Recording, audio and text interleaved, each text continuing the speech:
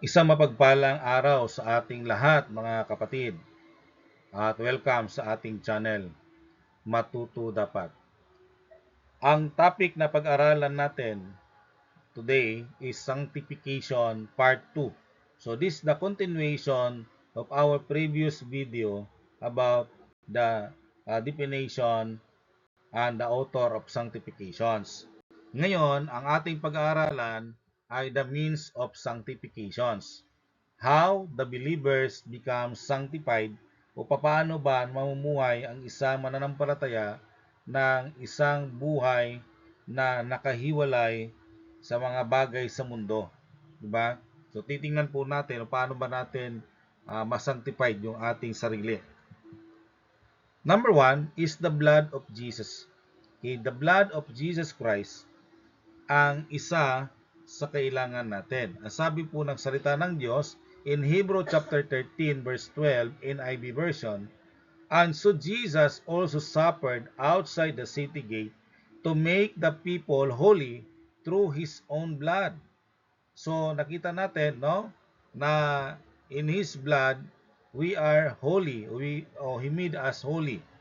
Sabi pa ng 1 John 1:7 ASB version, but if we walk in the light as he is in the light, we have fellowship with one another, and the blood of Jesus his son cleanses us from all sin.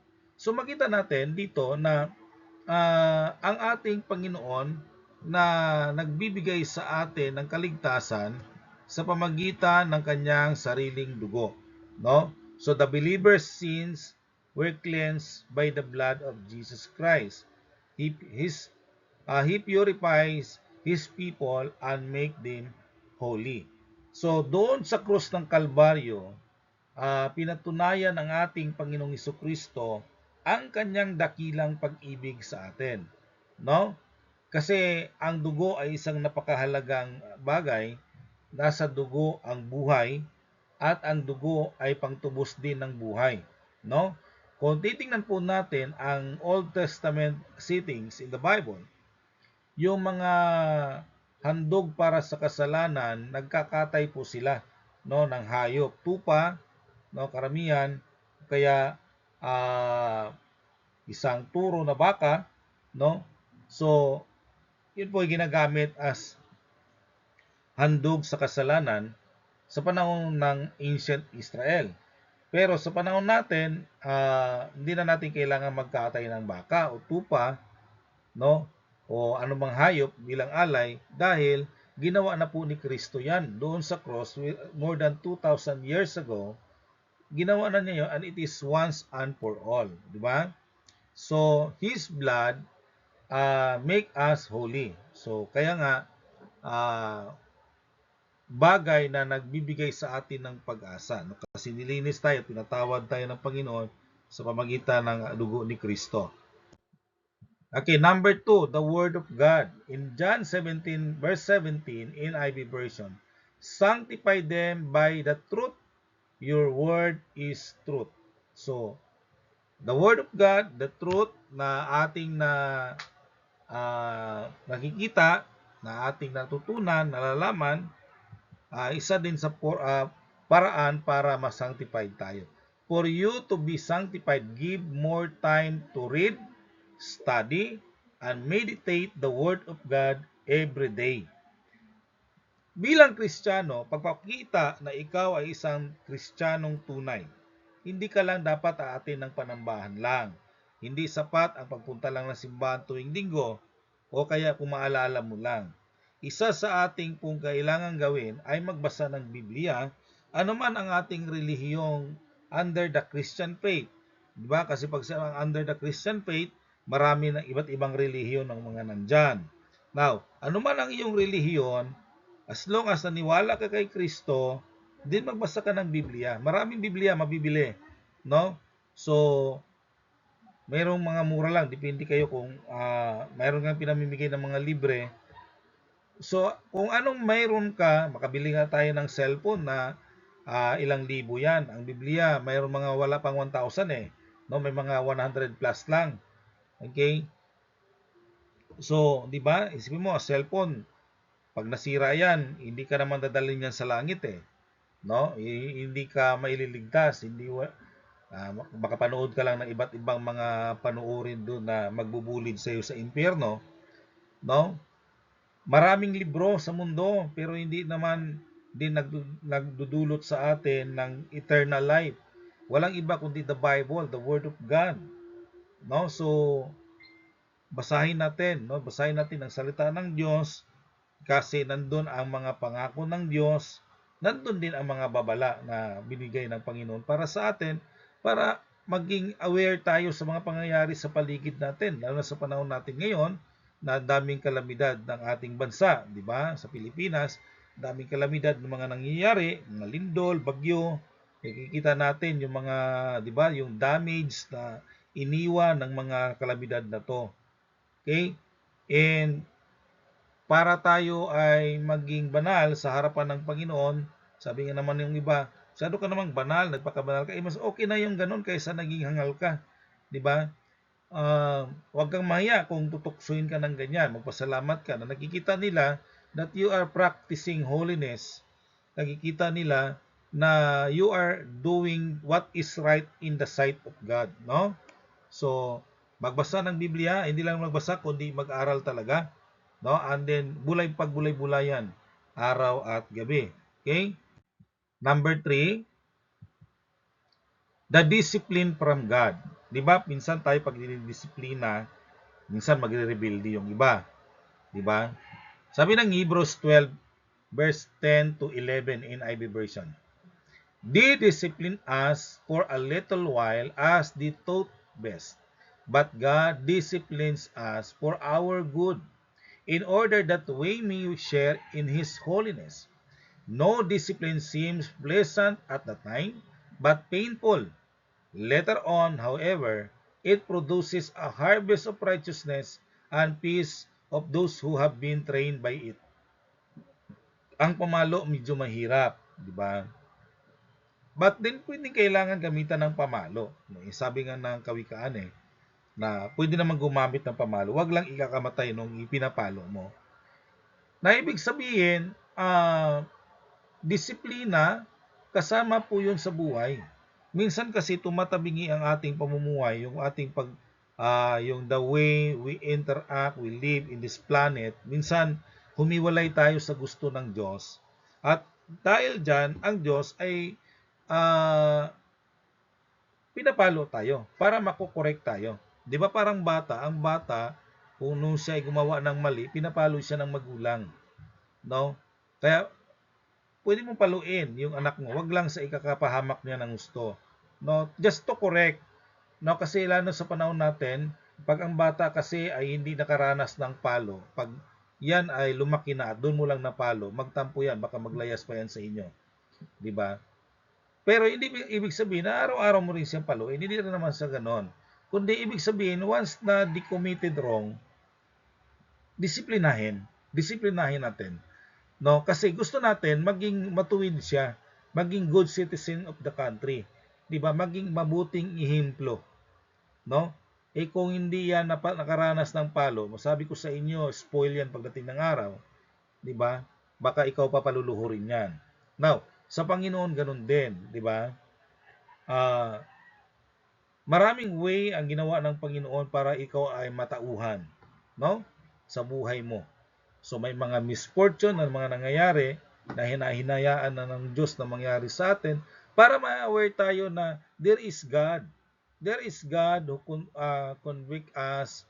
May Diyos na, di ba, nagpapaalaala sa atin. Minsan masakit talaga ang palo Masakit ang disiplina. Pero yan naman ay sa ikakabubuti natin. 'Di ba? Halimbawa, yung mga nagte-training sa army, 'di ba? Kung hindi yan sila dinidisiplina ng kanilang mga platoon leader, ng kanilang mga training officer, baka pagsabak nila sa gira, patay agad, 'di ba? Kasi alam natin pag may kalaban no? O kaya yung pagiging disiplina paggamit ng baril, 'di ba? Maging responsable silang mga gumagamit sa ganon, no? So, ibig sabihin, tayo, 'di ba? Maging sa ating pag-aaral sa school, pag hindi ka pumasok ng maayos, babagsak ka ng teacher, 'Di ba? Kasi it is a way na ang gusto naman ng teacher hindi para bumagsak ka. Pag gusto ng teacher pumasok ka, and then pumasok ka, mag-aral ka. 'Di ba? Gagawa ka ng mga assignments, sasagot ka sa mga exams. 'Di ba? Mag-recite ka, hindi ka maging pasaway sa klase. So kung nagkaroon ka ng mga negative records, ayun, ipapatawag ka ng guidance, no? 'Di ba mga ganon? So nakakaya minsan, kaya nga lang parte ng buhay para madisiplina tayo. As part of sanctification process is to accept the discipline from God. We will not blame God to whatever situations or circumstances we encountered in life, but we ask His grace and guidance so that we will not commit sins against Him. Ganun lang ang gagawin natin. No? Kung may problema ka, may trials ka, may mga misfortune na nangyari sa'yo, huwag mo sisihin ang Panginoon. Tanungin mo ang Diyos bakit, then hingi ka ng guidance, no? Hingi ka ng wisdom, Lord, ano ba dapat kong gawin, no? Yung iba kasi sinusumpa ang Diyos, sinisisi ang Diyos. Tandaan natin, ikaw ang namumuhay, ikaw ang may gawa ng buhay mo, di ba? Ikaw ang nagdesisyon din diyan. Nagpray ka ba nung nagdesisyon ka ng ganyan? Nanghingi ka ba ng guidance sa Panginoon nung halimbawa itong gagawin mo? Pinagpray mo ba muna yan? Nanghingi ka ba ng sign bago mo siya gawin? Baka naman kasi yung gusto mo kailangang masunod and then nagkaroon nga ng problema. Hindi ito na, no?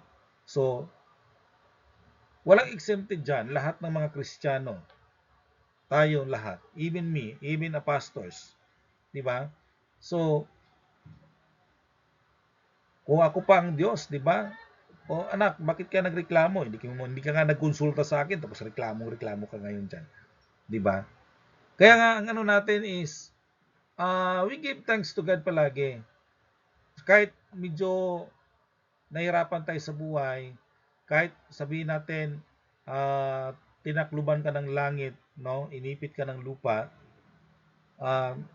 pasalamatan mo pa rin ang Panginoon kasi siyang may alam sa buhay mo eh. Siya nakakaalam sa future mo eh.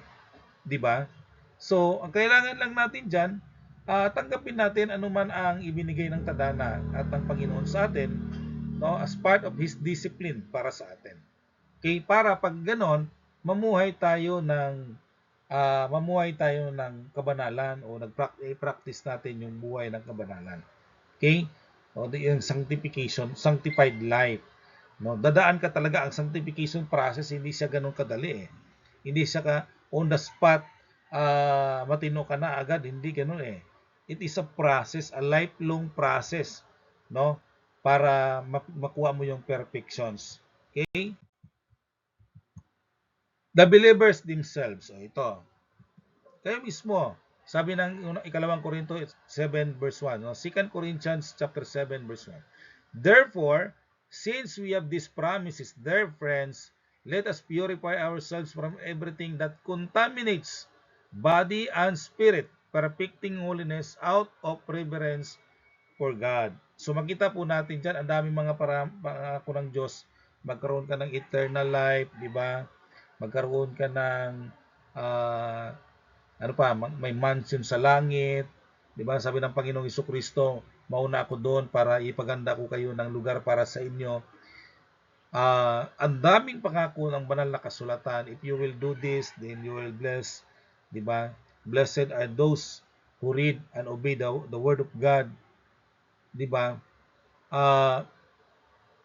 Ikaw na mismo yan. Depende sa decision mo. Hindi ka naman ginawang Diyos ng Panginoon na robot eh. Na, ito anak, ito yung gagawin mo. Walang ganun eh. Hinayaan ka ng Panginoon sa kalooban mo, sa gusto mo. No, binigay lang niya guide. Binagbigay lang siya ng instructions. 'Di ba? Sa atin, the Bible is the basic instruction before living on earth. Yun po sabi nga natin. So, ibigay lang ng Panginoon ay instructions. Gabay para sa iyo para ikaw ay mamuhay ng normal at maganda sa mundong ito. Mamuhay ka ng masagana, mapayapa. Yun ang gusto ng Panginoon eh. Pero depende sa iyo yan kung anong pipiliin mong landas. 'Di ba? Depende sa iyo eh. Ikaw ang mamimili. Ikaw ang nagdedesisyon eh. Hindi naman ang Diyos eh na ito yung dapat mong gawin, liko ka dito, liko ka. Wala namang ganun eh. Ang guidance lang ang ibibigay ng Panginoon. Bigay lang niya, ito yung gawin mo. Kung gawin mo to, ito mangyayari. Kung ito ayaw mo naman, ito naman ang posibleng mangyari. Ganun lang ibibigay ng Panginoon. No? So sa atin, nasa atin yung pagpili eh. 'Di ba? Nasa atin.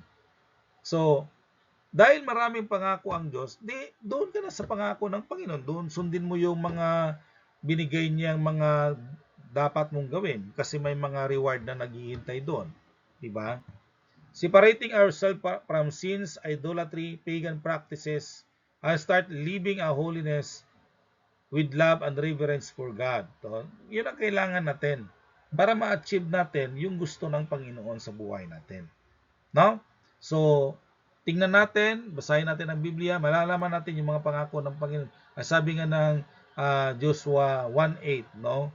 O 1:8, sabi ng Joshua 1:8. Huwag mong kaligtaang basahin ang aklat ng kautusan, pagbulay-bulayan mo yung araw at gabi, nang sa ganun matupad mo ang lahat ng nakasulat doon. Lahat eh. Okay? Upang maging masagana at matagumpay ang iyong pamumuhay. Matupad yung mga nakasulat sa Biblia, din sa sagana, matagumpay ang buhay natin. Okay? So, ikaw na yun na believer. Ikaw na mismo na, kung ikaw naniniwala kay Kristo, dapat maniwala ka sa Bible. Kasi wala namang ibang libro na nagsasabi sino si Kristo, kundi yung Biblia lamang. No? Kaya basahin mo yung word niya, and then doon mo matutunan at makikita ang makahalaga ng isang mananampalataya at paano mamuhay ng ayon sa salita ng Panginoon. Okay? Number 5, the slave of righteousness. Romans 6:19, I am using an example from everyday life because of your human limitations. Just as you used to offer yourself as slaves to impurity and to ever-increasing wickedness, so now offer yourselves as slave to righteousness, leading to holiness. O di ba? Saan natin ginagamit yung buhay natin? 'Di ba? Yung iba ginagamit nila sa prostitution, yung iba ginamit nila sa pag-adik-adik, 'di ba? Yung iba naman ginagamit nila, 'di ba? Sinisira nila sa mga walang kwentang bagay, 'di ba? Tandaan natin, isang katawan lang binigay ng Diyos sa atin. At isang katawan na to ay ginawa tayong steward ng Panginoon. Steward ka ng katawang yan. No? Katiwala ka ng katawang yan. Titingnan po ng Panginoon kung ikaw nga ba'y mapagkatiwalaan, kaya mo bang ingatan ang nag-iisang buhay. Di ba? So, yung iba, ginagamit paglalasing-lasing, di ba? Ibang perang walang kwentang bagay na mga ginagawa para masira yung katawang lupang yan. No?